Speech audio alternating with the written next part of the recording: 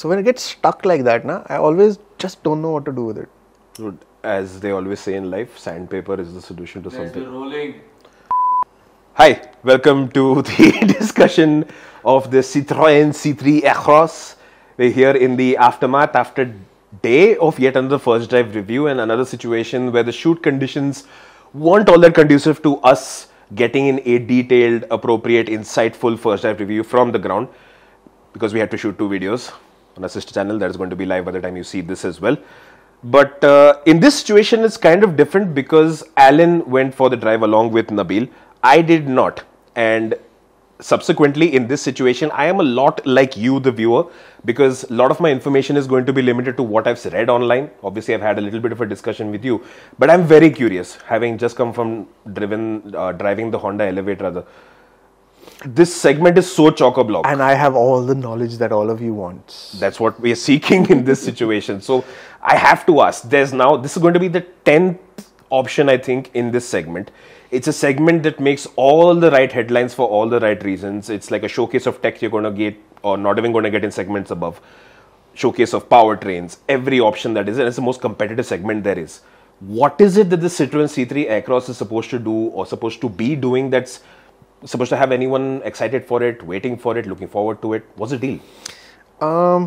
Before I give you the simple answer, the easy answer, we got to see what Citroen has been doing with the Indian market. They're fairly new to the Indian market, and with their first product, the C5 Aircross, they aimed fairly high.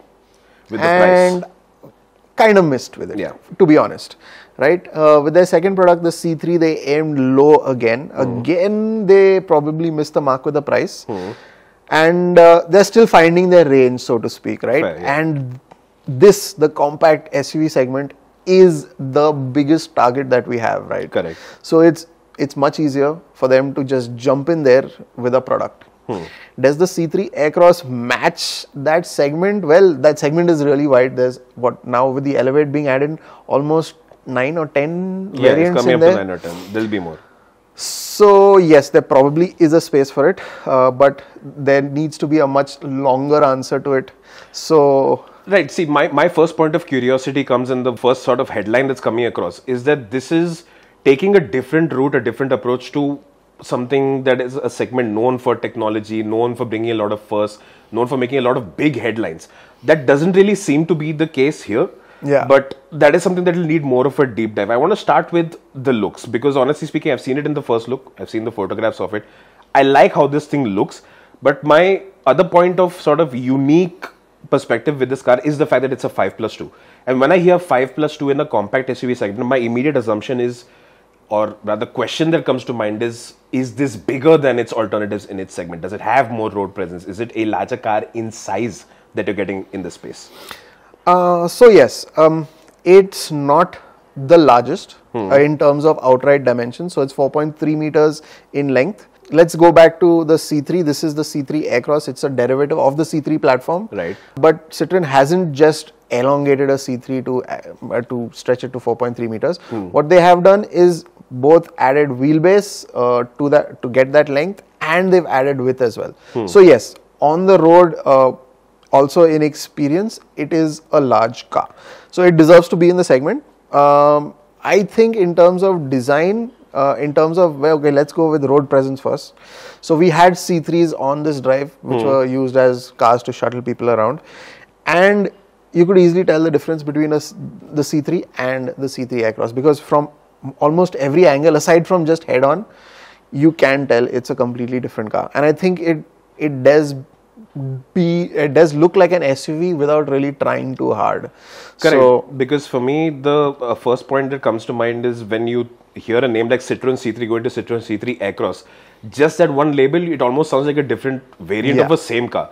But when you look at it in person, the experience is a very different one. I like the way they've treated the design, right? They've stuck to that French look of the car, very uniquely Citroen, especially with the front face. But in general, they've managed to get the body lines of this car quite rugged SUV-like. I appreciate that. What do you think of it in person? So, I think in terms of proportions, they've got the proportions really nice. So, it looks traditional SUV, so quite boxy.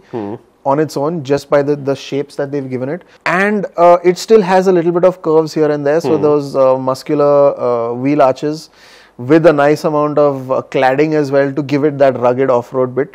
It does look really nice. 17-inch alloys, diamond cut alloys, which sort of are the only highlight though to the exteriors. Yeah, because that's the thing, right? The wheel design, I like the look of them. They do have flash value. But outside of that, once you start moving to the elements, you start picking out a lot of stuff that's not all that premium or flashy. Yeah, so when you start looking at individual elements, like if you look at the headlights, for example, yes, it has a very nice looking DRL signature, but it's just the look. The headlamps themselves are just halogen bulbs, not even projectors. So aside from the LED signature, there is no LED elements anywhere, even in the tail lamps. Even flappy door handles. Flappy door handles. There's no passive keyless entry either. So I think this is where the whole conversation starts to take a more focused turn when it comes to the Citroen C3 Aircross as to what is it that they're trying to achieve with this, right? Let's now, since we've touched upon the core of this product and what's going to be a big talking point, the features. Off the top of my head, there are a couple of features that stand out to me, especially since they need to in a segment that is so rich in features and diverse in that you have got the same 10.25-inch touchscreen as the Citroen C3, right? I like that display.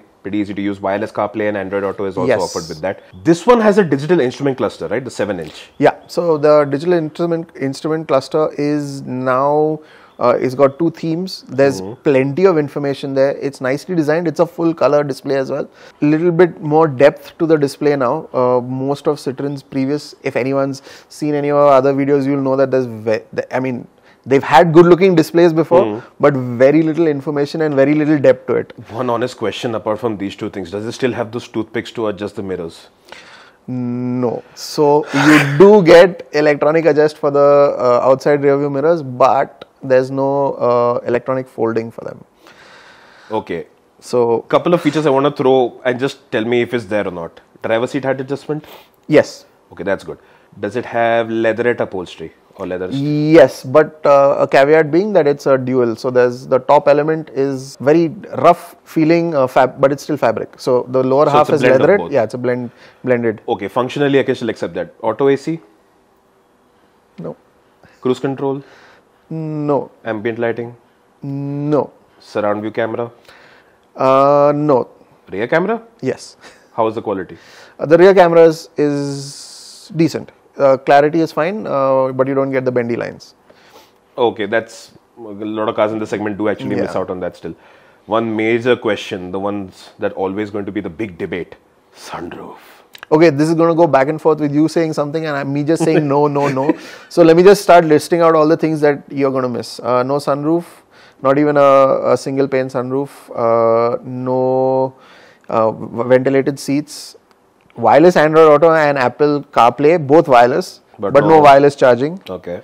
I mean, that's something we're seeing in cars like the Neos as well. And it's even an option, one of those pluggy in, fitty in ones which you can add in. That also doesn't seem to be on the small little brochure that they've released. No ambient lighting, you already asked. What else? Rear AC vents?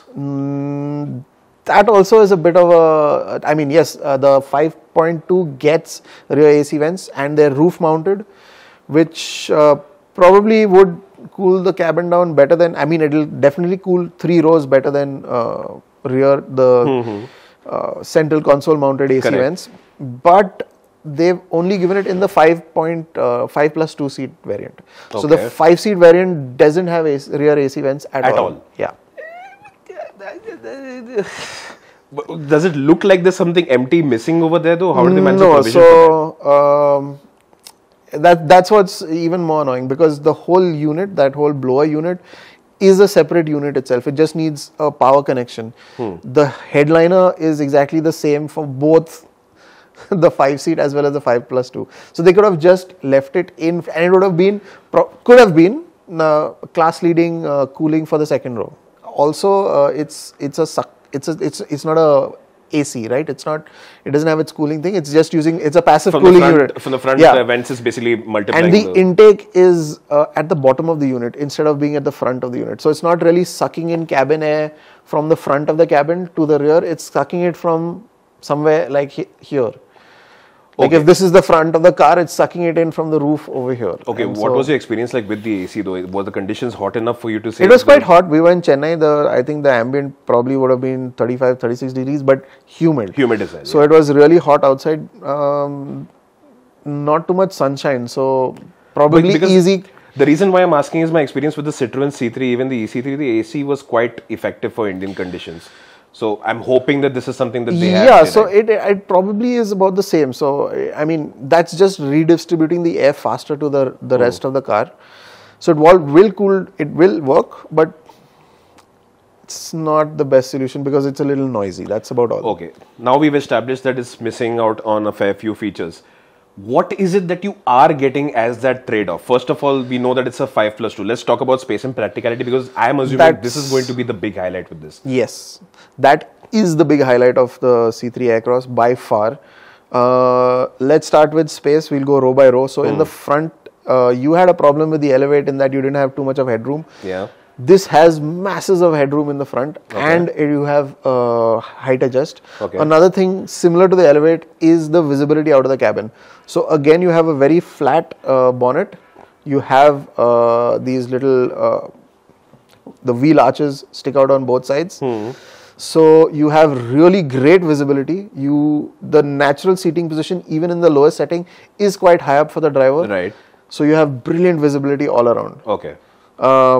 Practicality wise, 1 liter bottles in both doors. You have a shelf for your cell phone. Below that another cubby hole. In front of that 2 cup holders. So intelligently laid out and the very nicely laid out. Floor box, like how can you rest your foot next to the clutch? Yes, plenty of space. There's no dead pedal. I mean, but like maybe when the automatic comes, you may get one. But no, there's no dead pedal. But there's enough space for your. Even large people will have enough space in the floor wells. That kind of sorts the front row. Second row, again, like the Elevate, acres of legroom, plenty of space to tuck your feet under the seats as well. And headroom is, Citroen are calling it class leading. We could agree with that. There's really a lot of headroom in this car in general, and that's with 200 mm of ground clearance as well.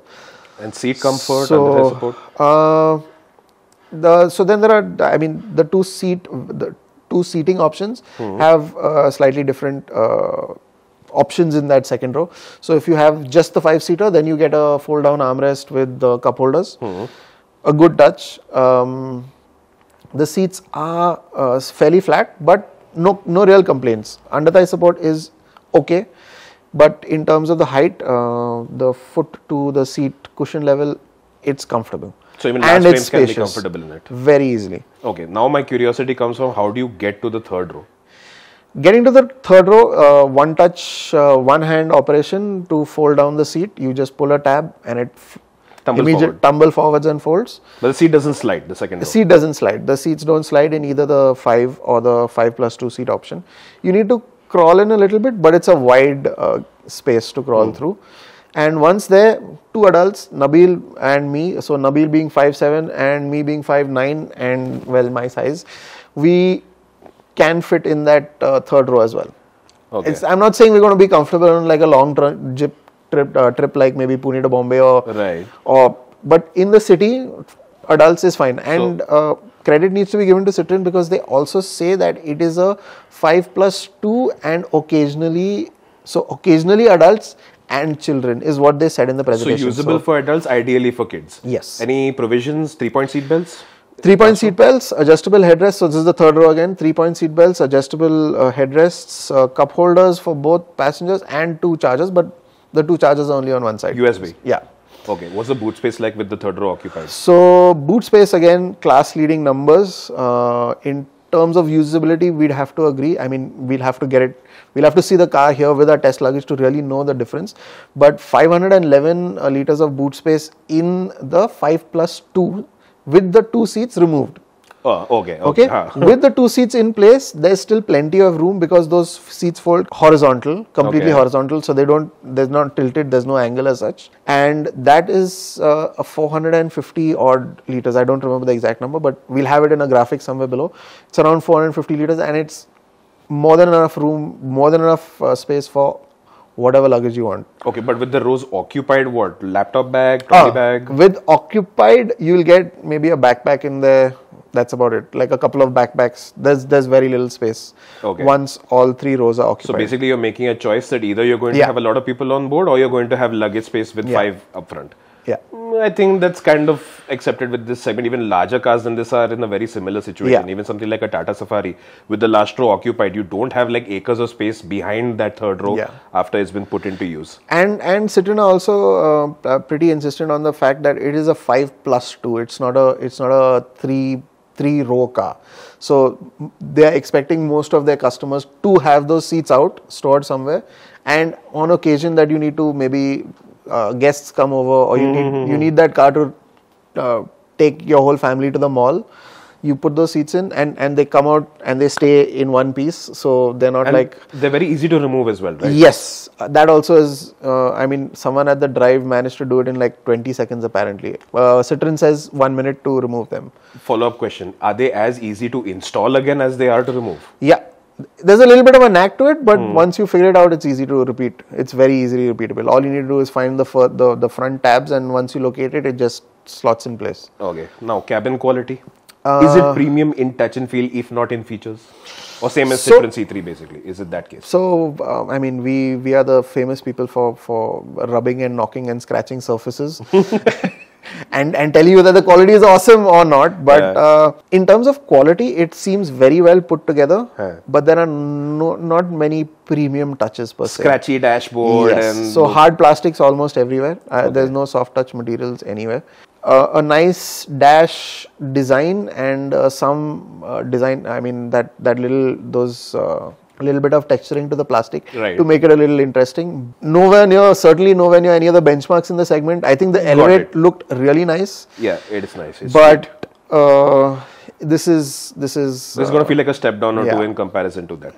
Fine. But one place that I am very, very excited about when it comes to Citroens is the fact that they managed to get their drivetrain and the fundamentals of driving a car. That is something that they get really well. For markets specifically like India, right? They get good drivability, they get good ride comfort. How have they done on this front? Because this car is only offered with the turbo.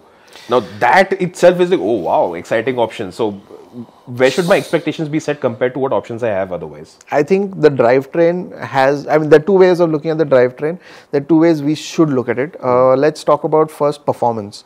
In terms of performance, it sits between the better engines, so the turbo petrol engines in the segment. So the 1.5s, both from Volkswagen and the Hyundai Motor Group, so Hyundai and Kia, it sits below them for sure. So you can't club this turbo with them, both in terms of the numbers that they're giving out. So they're it's a 1.2 liter versus 1.5 liter, and 150, 160 horsepower versus 110 horsepower. But it is a lot better than all of the NA engines. So even the 1.5 liter engines, I'd say this has better drivability. Oh. And not in outright performance numbers, but just in drivability. So like in the way it behaves. Managing turbo lag, smoothness of delivery, familiarity, no turbo surge. We'll leave out the word smoothness, but I'll agree to everything else that you said. We'll get to the refinement later. Right. So yes, it's a turbo, but you really don't feel that delay in the turbo spooling up. So in first, second, third gear, from as low as 1500 RPM, it is just pulling and going. And there's no sudden surge of turbo once it actually kicks in. It kicks in around 2000 RPM, and there's no sudden surge of that. So it's very smooth, linear turbo power, which is a damn good thing. So this is basically the same tune as the standard Citroen C3 hatchback, right? Yes. That brings me to one point of curiosity. What is it like with load? Because we're talking about a compact hatchback versus a compact SUV. That's a big difference in size and weight there. So what's that like? Did you test it with people, with luggage? Yeah. So it was my photographer, Nabil, and myself, and our luggage. I'm just about 100 kilos. Nabil is about in the 80s, and I'll let you do the math for the luggage and our photographer. And we were around about 400 kilos of load. So I'd say 4% load, 4.5, a definite full family load. Five a family load, right? And it was we did a small acceleration run on a flat piece of road, 0 to 100 in 12 seconds. So that's decent. It's not good. It's not set your pants on fire type performance, but it has great drivability. And you're managing overtakes and stuff like Yes. that? So on the highway, 4th, 5th, 6th gear, the sweet spot is 2000 RPM. At 6th at 100 kmph, you're sitting around about 1750 RPM. And even at that, you get on the throttle, there is acceleration. So once you hit 2000, that's your sweet spot, you can overtake. So even in 6th. You'll enjoy this on long distance drives? Yes. So for long distance drives, brilliant. Even in the city, if you're just pottering around, getting through traffic, or even on a weekend drive, twisty road, the drivetrain is brilliant. What about the manual transmission though? So then that's when we get to the second part, the refinement part of the equation. So it's a 3-cylinder. It starts getting vibey around 2,500 RPM. And like I said, your sweet spot is your 2,000 to 3,000 RPM. Right. So you're going to be in that vibey area very easily most of the time. It's also a 3-pot engine, 3-cylinder engine. So you are going to hear that little bit of clatter. Mostly on the outside, the deadening is not great, but it cuts it down just a little on the inside. And the gearbox, it's not the nicest. It's a 6-speed. I mean, it should be a much nicer gearbox, but it's not. It's quite rubbery, the shifts don't slot in securely. So that's a bit of a pain point. What's the deal with the automatic then? Citroen are saying it's coming, and I think that's a big mistake, especially in this segment, to not come in with the automatic. And I hope they get in a good automatic. It needs to be either a CVT or a torque converter. Not an AMT. Not an AMT for sure, especially in this segment. And this car needs that automatic. Okay, that's fine. So it's got basically the fundamentals of driving are sorted. Yes, the manual transmission could have been more slick. One point that I am very hopeful for though is ride comfort. What have they done with that? Because they've been doing a fantastic job of that so far. Yes. So it has great ride. Like the Aircross before it, the C5 Aircross before it, the ride quality is really, really nice. Bad bumps, rough roads. We had a lot of smooth roads, but there were some sections where we did go a little off the road on our regular driving. We will come to that off-road section, tracky thingy a bit later. I mean, in a bit. But the ride quality is really great. Smoothens off everything. You still can hear bumps through the wheel wells and all, but you can't feel. It really does a great job of. And this is again with load that we're talking about. Yes, with load, even with just a single person in the car. Ride quality is one of the things that they have sorted with this car. So kudos to them for that. Then tell me, let's off-road bits. do the off-road bit now. So another thing that we really have to commend Citroen for, one of the first things I've heard on one of these drives is they told us to go and keep driving over any bumps that we found. So they said if you have a pothole, go through it, don't slow down. If you find a speed breaker, go over it, don't slow down. So I mean, they have confidence in their product, and that's great to see. And then we come to that off-road track. So they had built a bit of an off-road track. It had a lot of your regular off-road challenges. So they had an articulation ditches. Articulation ditches. They had rumble strips. They had a rock garden. Okay. Did it make you take an egg with you? No, they didn't do that, but they did make us baby the course with the cars. Okay. So they kept a cap of, I think, 10 kmph for all these obstacles. The car managed it easily, but arguably any of its rivals would. Right. But so, I mean, while that doesn't, there were some things that really did stand out though. So we did have the articulation course. The car did stay. It was quite deep ditches. It wasn't a baby articulation section, and it did stay fairly stable. I mean, we have some video footage of that. I'm sure you will be seeing it right now. So there were some bits which were quite challenging, and this thing actually made them look easily. Okay. Made it look easy. Right. And there was a little bit of a very sharp hill. I think it was about a 3 foot, 4 foot high, just a mound, and you can actually see that the 200 mm of ground clearance quite clearly over there. Correct. So it has the ability. It is really rugged. So now we've discussed about the off-road bits. Obviously, this is still very much a soft-roader, front-wheel drive, no all-wheel drive, no traction modes, off-road mode, none of that stuff. One thing I'm curious about is safety, and what is the deal with offering just dual airbags? Like ADAS and all is an advanced discussion. Why only dual airbags? Your guess is as good as mine. In fact, your guess is as good as ours because it just doesn't make sense. Only 2 airbags. It's going to be mandatory in October, right? Yeah. And it's for the car that is supposed to have the maximum seating capacity in the entire segment. Most people in the least airbags. It doesn't compute.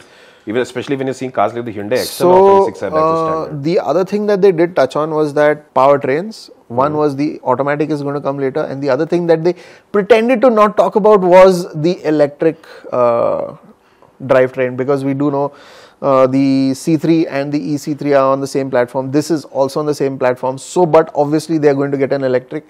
They made not a big deal, but they made a small deal of not talking about the electric platform, which means that it's coming for sure. That's still a bit of a distant talk. But right now, if we talk about the C3 Aircross as a standalone product, what I have understood is that one, you do get a car that is large in size. You don't get a car that's particularly feature rich. You do not get a lot of powertrain options, but the one that you have is going to be offering a decent amount of usability. Yeah. But it scores very high on space, practicality, ride comfort, ease of living with it. Yep.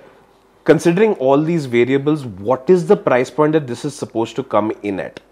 We know that Citroen is going to be targeting the NA variants of most of the cars in this segment.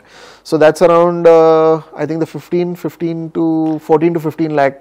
Yeah, like a Grand Vitara, for example, top end Alpha manual is 15 lakh ex showroom. Yeah. So we think that's where they're going to land with the pricing.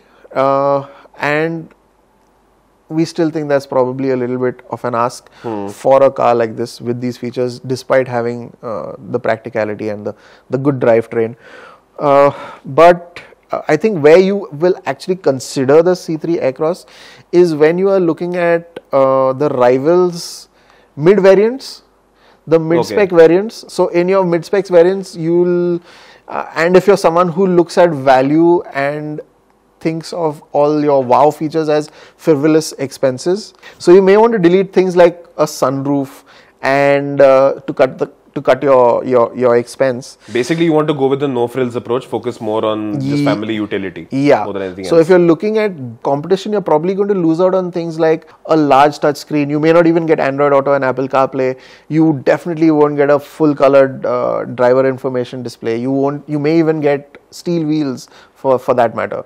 And when that is the case, then the C3 Aircross may make quite a bit of sense. Can you look at this or think of this as sort of an SUV alternative or upgrade or something like to even a Maruti Suzuki Ertiga? Yeah, probably. Like someone who's looking at the Ertiga and is not going to use it as a family car where he's always going to fill it with 6 people or 7 people, then yeah, the C3 Aircross probably would fit that gap as well.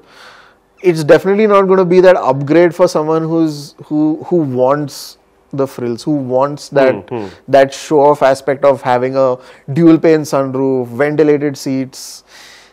It's not aimed at that buyer for sure. Cool. So let's just hope that we have clarity on this now. We've explained this clarity to you guys. The important bit is that Citroen also has clarity on this, and that they do not go on the expectation that just because they're offering a 5+2 or additional seats, that can compensate for a lack of features or a lack of powertrain choices or something like that. And by what we've had in terms of inputs from that side, it does feel like they are very driven on value. That is that one word that they've repeatedly used. So they do seem to have like their turrets pointed in the right direction. Let's hope that they follow through. Any date for the launch so far? So Citroen has said bookings will start in September and deliveries in October. So an October launch date this year. So targeting the festive season. So this is the Citroen C3 Aircross. We hope we were able to offer some additional perspective. I've definitely got a lot from this discussion, considering I've gone into this practically with the same information you guys had. So if you have any additional doubts, go ahead and ask them in the comment section down below. You can always reach us on Instagram and follow us there as well. Like, share, subscribe. You guys know the drill, and see you in the next one.